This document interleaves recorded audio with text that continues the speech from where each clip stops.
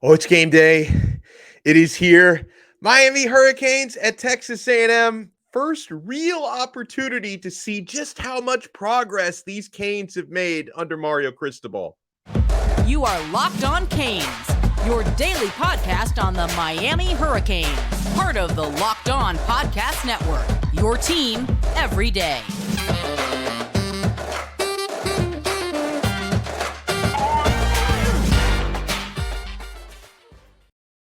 I am Alex Donno, your host. I'm a University of Miami alumnus, longtime South Florida sports radio vet, and contributor to allhurricanes.com. And thank you guys so much for making Locked On Canes your first game day listen and game day watch today. We are available free wherever you get your podcasts and available free on YouTube. So wherever you're getting this today, whether you're at College Station, ready to watch the game in person and represent the Canes, seems like a lot of you are out there, which I'm so thankful. I'm so happy. Obviously, I know that you're going to be outnumbered out there, but hopefully if Miami's the team that's, leading at the end of the game and winning the game, you guys will be the ones making noise. And then all the Aggies fans will be all quiet and bummed out and stuff. So whether you're in College Station or you're in South Florida or anywhere around the world supporting Canes football, thank you so much for tuning into this episode. I mentioned at the top, this is a huge opportunity.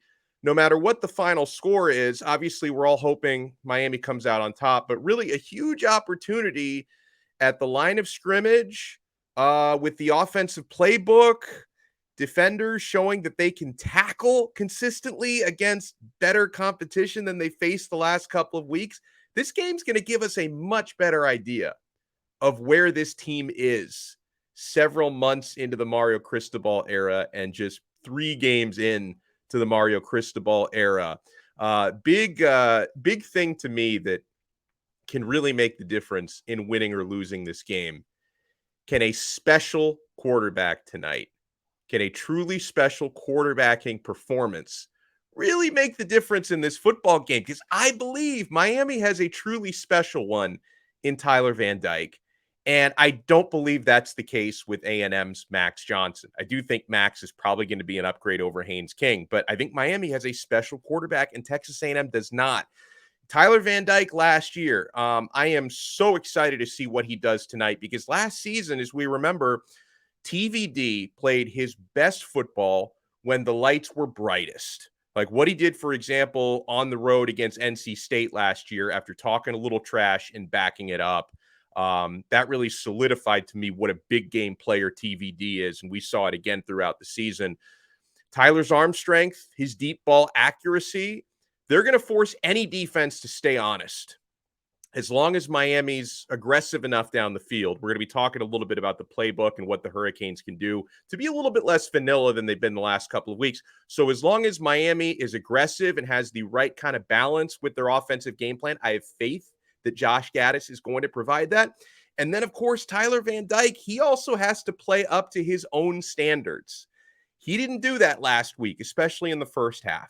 If you get the version of TVD who was off rhythm and off target too much in the first half against Southern Miss, you're not going to beat Texas A&M. You're not. So Tyler Van Dyke has to play up to his own standards. As far as A&M's quarterbacking goes, listen, I do believe that Max Johnson gives them a better chance to win.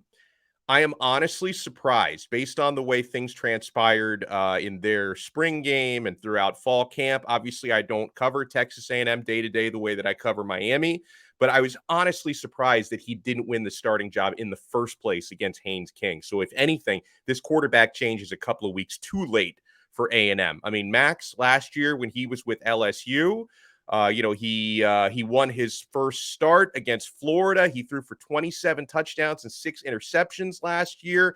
And yet the Aggies, they've got a lot of talent at wide receiver. Aniyah Smith, Evan Stewart, Keith Brown, to name a few.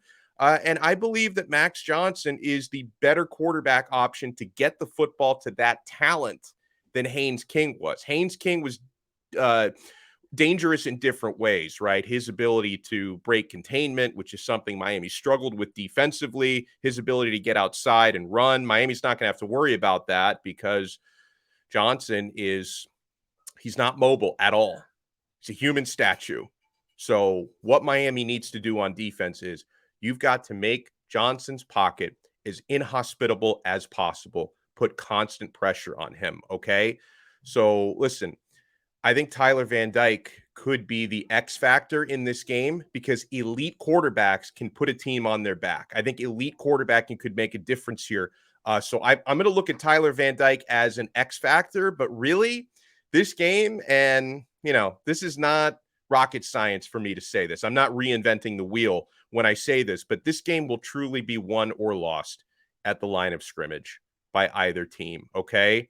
If we can see tonight, Leonard Taylor, Akheem Mesidor, Darrell Jackson, Jared Harrison Hunt, Antonio Moultrie, Nyjalik Kelly, Jake Lichtenstein, and all the guys up front putting up big-time pressure, collapsing that pocket, making some tackles for a loss, getting sacks, forcing Johnson into bad throws. Because we talked about this yesterday when Luke Chaney was on, and he and I have looked through some of that Max Johnson film.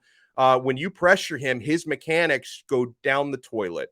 That's when he's not going to be setting his feet. That's when he's going to be rushing throws and missing throws. And that's when we're going to have opportunities for Miami's playmakers like James Williams and like Tyreek Stevenson, who had an interception last week, to come up with some picks. You can pressure Johnson and force him into making bad throws, but it's up to Miami's defensive front for doing that, okay? And yes, if you can stop some running plays in the backfield and tackle well, discipline. This is the type of game when you're facing big, fast SEC caliber competition like this, you have to be so disciplined playing assignment football on defense. And yes, you have to tackle well because Miami is going to have to keep Devon Achane in check. Very talented running back from Texas A&M. This guy is very, very dangerous. If he gets into holes and gets into space, he can make you pay. Okay. And then on the line of scrimmage on the other side, I liked, for the most part, what I've seen so far, let's say for 6 out of 8 quarters from what I've seen so far. But I still think Miami's offensive line is my biggest question mark still. So far, they're looking better and they're playing with a lot more unity than last year. That is obvious. But Miami's offensive line has not been truly tested yet. Right now, they did academically, they were tested against Southern Miss. Southern Miss has some talent up front. They blitz a lot. So that was a challenge for the Canes O-line. They suffered early on. They made adjustments later on. But this is going to be a test like they haven't faced yet. I mean, the Aggies, on paper, of course, the Aggies have one of the most talented D-lines in America. And yet, despite having so much talent up front, they did get bullied last week by Appalachian State, who ran for over 180 team yards on them and just bludgeoned the clock. 41 minutes time of possession for App State. That was all about the ground game. So, what kind of adjustments are the Aggies going to make? Because they don't want what happened to them last week to happen again. Because believe me, Mario Cristobal would be more than happy just to keep running the ball. If that's working, keep running the ball, eat up that clock, keep Texas A&M's offense on the field. We know Cristobal would love to win the football game that way if he can. That's up to Texas A&M to stop that, okay? I think the game plan will be huge here for Miami. And as far as the offensive line goes, I'm cautiously optimistic that these guys can get some push up front and make some damage. Zion Nelson supposedly is back to 100%. He made his debut for the season last week, was on a snap count. They didn't rush him back too quickly. Supposedly he's got no limitations this week. So if he's back as presumably your starting left tackle, I know he can play everywhere and he played some right tackle last week, but presumably Zion Nelson's your starting left tackle. That's going to be big. Okay. And yeah, we might see a lot more from true freshman Inez Cooper, who really enjoys run blocking a lot. Whether you line him up as a right tackle or you line him up as a blocking tight end, that dude just loves to maul. And then Jalen Rivers has been really good in that department as well. Okay. So I think we're going to have a good idea. This is one of those types of games where within the first 2 possessions, Miami has the ball, Texas A&M has the ball in no particular order. I think we're going to learn so much in those 2 possessions. What's Miami going to accomplish at the line of scrimmage? Is the D-line getting penetration? Is the offensive line getting some push? Are they protecting the quarterback? We're going to learn so much about how Miami stacks up in the line of scrimmage because, yes, in recent years, whenever Miami's gone up against SEC competition or against Clemson in recent years, They always lost the battle in the trenches. You need to start winning those battles, or at least keep it even in those battles. And then maybe special players like TVD can be the difference in this game. Okay. Speaking of special players, how about special teams? Special teams can really shine here. Andy Borregales needs to keep doing what he's doing and booming kicks into the end zone on kickoffs. This is a day you want all touchbacks, touchback city, because Devon Achane, we mentioned him, talking about him as a running back. He's also a dangerous kick returner. Do not even give Achane the opportunity to return a kick. Touchbacks all day, my friends. And so far, listen, Miami's coverage on special teams has been really good, and the punting game is going to be super important today. You know, we refer to it as hidden yards, right? The hidden yards that are going to come from Lou Hedley's punts to keep points off the board. They could keep points off the board from Texas A&M if Miami can really master that field position game. Because, listen, I don't expect this to be like the Bethune-Cookman game where Miami doesn't have a single punt all day. We're going to have a handful of punts today. And Lou Hedley, for my money, I believe he's the best, or one of the best punters in the entire country. So the way that Miami works that field position game is going to be key. And guys, bottom line is Miami absolutely can win this game, right? I am superstitious. I don't like to predict scores in games this big. I did make an official score prediction for a couple of different publications, and some of you didn't like what I had to say, but keep in mind, my friends, I will outline you the keys to victory. I hope and pray Miami gets a victory tonight. I do not like to guarantee scores in games this big because I find whatever I say, the opposite tends to happen. Okay. So let's just put it that way. And we're going to read some of your comments because, guys, you are so awesome. When it comes to either on our Twitter page at Locked On Canes on Twitter, and if you follow us at Locked On Canes, we will follow you back. You tweet us at Locked On Canes, your tweets could get read on the show.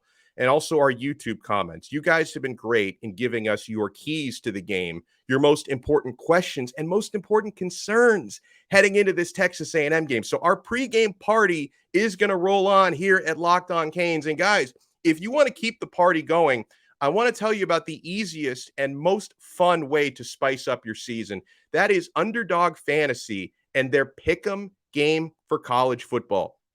Just look for your favorite Hurricanes players' stats. Pick whether you think they'll end up going higher or lower than that number in this week's games. And you can win up to 20 times your money in a single night. Underdog keeps it simple with their easy-to-use website and mobile app. So you sign up at Underdog Fantasy. It's really easy, by the way, guys, to deposit. And we'll tell you how to get a big bonus with our bonus code. Very easy to withdraw. They really do a great job here. Pick between 2 and 5 players for your pick'em slip. Get all your picks right, and you'll take home some cold hard cash. It's simple to get started. Just head to UnderdogFantasy.com or download the app, as I have done. I use the mobile app every day. And sign up with our promo code LOCKEDON. And Underdog will double your first deposit up to $100. If you deposit $100, they'll give you an extra $100. You have $200. Deposit $100, get $100 free. That's Underdog Fantasy, promo code Locked On. And guys, I've already made a selection for tonight's game. It's a 2-player selection that's going to pay me 3 times my money if I get it right.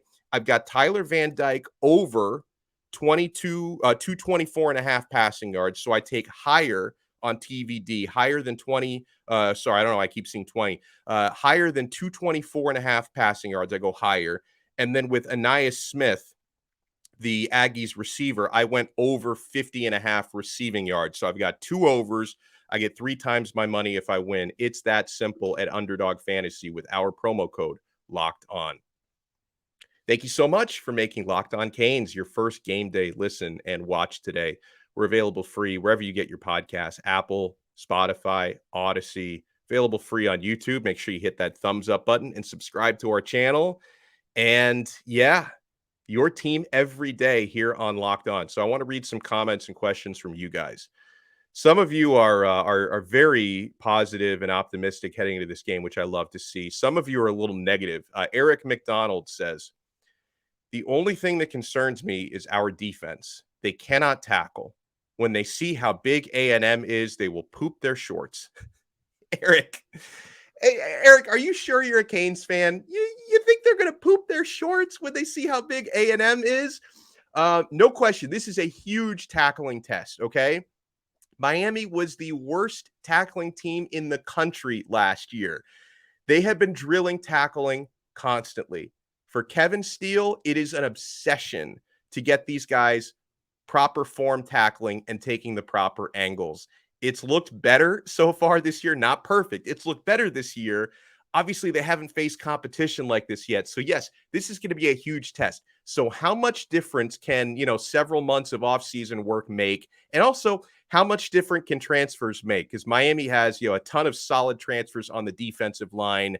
I'm very curious to see how much Caleb Johnson plays tonight at linebacker because, if you talk about matching up size, for as good as Corey Flagg has been so far this year, he still hasn't grown 6 inches and gained 50 pounds. Like that just hasn't happened. So Caleb Johnson is considerably bigger than him. I wonder how much Caleb will get on the field because just body for body, he could match up better with these big SEC, tight ends and running backs and receivers. As far as tackling goes, that could give Miami a little bit of an edge. So no, I don't think that they're necessarily, defecating in their shorts, but this is going to be the biggest tackling test of the season so far. So I want to see how Miami does there. Pat Mack says, this is a comment from YouTube, by the way. He says, A&M have probably been holding back some of their playbook like we have. Reading some comments from Oregon fans, Cristobal's playbook is pretty much vanilla. They say that we've pretty much seen all that they will do already. All right, a couple things there. Number one, if you want to get like an unbiased opinion of Mario Cristobal, the last person you want to talk to right now is an Oregon fan. They are still bitter exes. They are still the same frauds that a day before he left, they were all like, Mario, we love you. Phil Knight, give him the blank check. We can't lose this guy. This guy's too important. Do whatever you can to keep Mario here. And then the next day Mario leaves. So like, oh, we hated this guy all along. Terrible. I'm so glad. We're so much better that he's gone. So don't trust the opinion of the bitter exes. That's number one. Number two, first of all, you say Mario's playbook. I mean, obviously he's the head coach, so his fingerprints are on the philosophy, but it's Josh Gaddis's playbook, not Mario's playbook. And then I can also tell you, again, I've probably already said too much this week because if Jimbo Fisher, of course, he's a big time fan of Locked On Canes. If Jimbo Fisher has been watching and listening, he's maybe gotten a few too many tips from me this week. But all I'm going to say is offensively, the Hurricanes were working on certain plays and certain formations in fall camp that I have yet to see in the regular season. I doubt they were drilling those things just to not use them. So I think this is a game where you start to open it up. So, sir, I am guaranteeing you there is more in that playbook than you've seen already. Trust me. Like, you have not seen the full playbook against Bethune-Cookman and against Southern Miss. There is plenty more there. And from a philosophical standpoint, the other thing is, one of the reasons why Miami hasn't gone deep downfield a lot is because they haven't had to. So, Josh Gaddis, as an offensive coordinator, he takes what is given to him, okay? If the pounding run game is working as it has been, there's not a whole lot of a reason in his mind to go away from it. If you're struggling in that department tonight, and I hope they don't, then you're going to have to attack downfield more to get first downs and to keep the defense honest and try to open up the running game again. So, situationally, they are calling plays to win games, okay? They are calling the plays they need to call. They're taking what is given to them, and I guarantee you there is more to that playbook than we've seen already. So don't panic on that, okay? On a similar note, VLKV said to us on Twitter, and he's one of our awesome chronics. He says, I just heard Gaddis's 3 goals from College Game Day today. Number 1, embrace the noise. Number 2, no turnovers. Number 3, out physical the Aggies. And then he adds his comment, FML. This does not sound like there's a playbook waiting to be opened up. I'll take an ugly W with runs, but unlikely. Okay, so again, everything that I said to the previous comment applies here, VLKV. Plus, I will add, if there is more in the playbook for Josh Gaddis, do you really think he's going to reveal that to College Game Day? Like, anything he says in public, don't worry about it. Okay. Believe me. Like if Josh Gaddis has this crazy idea where they're going to run like a quintuple end around or like a triple flea flicker tonight. And they did run a flea flicker last week and it worked. It led to a long touchdown. Like if they have bags in the, if they have tricks in the bag tonight, do you think he's going to say to College Game Day, guys, just wait? Oh, just wait till you see this Statue of Liberty quintuple flea flicker they're going to run this season. It's going to be incredible. Just wait till you see all the fake punts we're going to call up today. He's not going to give them anything, man. I'm telling you, do not worry about it. And to the end part of your comment, if Miami is able to control the ground game the way that Appalachian State did last week, and that leads to a victory, I will take it. If that's all Miami has to do tonight, just outmuscle them up front, pound the rock, and it works, and they get a dub, bro, I would love that. If Tyler Van Dyke doesn't have to throw a single pass tonight and Miami still wins the game, I will sleep great tonight. I won't sleep much tonight because I'm going to be so jacked up, but I will sleep great for like the 2 or 3 hours that I'm actually able to stay asleep. Dan White says, my key to the game is start fast and keep the hammer down. Starting fast, it's extra important in a game like this because the crowd is going to be so into it. 9 p.m. game, 102,000 people, the 12th man. They're starving for a win because they're embarrassed about what happened last week. That crowd is going to be so into it tonight. The best way to shut them up is to score early touchdowns, take an early lead. That's how you get them quiet. Okay. That's how you get them nervous. So yes, I think it's very important to start fast. And then also, like, if you start fast and, this would be a lot better if Haynes King was starting tonight. I wish Jimbo hadn't made the switch. This would be a lot better if they had the guy who can't throw as well. But still, you start fast. If Texas A&M is chasing the game, a lot of passing situations, the pass rush can force mistakes. You can be playing downhill, playing with a lead. Most every defense in football plays better with a lead. Miami's included. Okay. So yeah, starting fast would be fantastic. Mark Morgan says, stretch the field, use the tight ends and the wheel route, make their backers cover. We hadn't even, we talked about it so much yesterday. We hadn't even mentioned yet on this episode that Miami's going to be without Xavier Restrepo, which is very unfortunate. But I think that's what Mark is talking about when he wants to see the tight ends getting more involved and the running backs more involved in the passing game. All hands on deck. Like, there's not one player who's going to replace Xavier, right? I mean, the guy who I think is going to replace him in the starting lineup is Brashard Smith, who I think can have an excellent game. I love Brashard. I love him a lot. I think he's a great receiver, and he's got different tools than X. He's more explosive. I think he can, make some bigger plays than X can, but X is he's so fundamental. He's always open. But it's not really one guy who's going to replace the production of Restrepo. It's going to be by committee. So, I would venture to say that if you only get one catch for 5 yards from your tight end room this week, like you had last week, you're probably not winning this game. Tight ends, especially Mallory and Arroyo, need to get more involved this week. I definitely think the running backs will be catching a lot of passes out of the backfield. That's something that Parrish and Knighton are both very good at. And the entire receiving corps needs to step up. I'm looking at Jacoby George. He's got to be hungry. Suspended for the first couple of games. Come out there and show us what you can do. Julian says, oh, this is good because I was asking you guys on Twitter, what is the key? What are the keys for Miami to win the game? And Julian says, if Miami wants to win this game, they should show up in Appalachian State uniforms. It's kind of funny. Was it funny? Maybe chuckle a little bit. Hayden says, talking about the wide receivers, he says, I think Michael Redding can make an impact. Yeah, Redding's been good the first 2 games. He has, and he caught a nice contested touchdown the first game. He's already at least probably doubled his career catches from heading into this season. I think he's already gotten twice as many grabs as he did his entire career to this point. So yeah, I think Redding could definitely be key, along with Keyshawn Smith, of course, who has been really good on special teams, caught a long touchdown last week.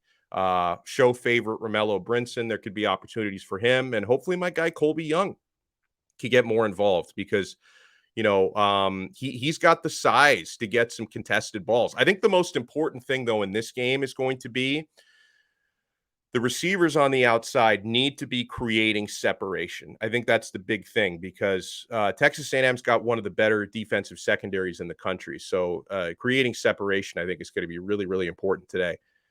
Robert Lee Hutchinson says, I want to be optimistic. However, I just don't think we have the overall talent to pull it out.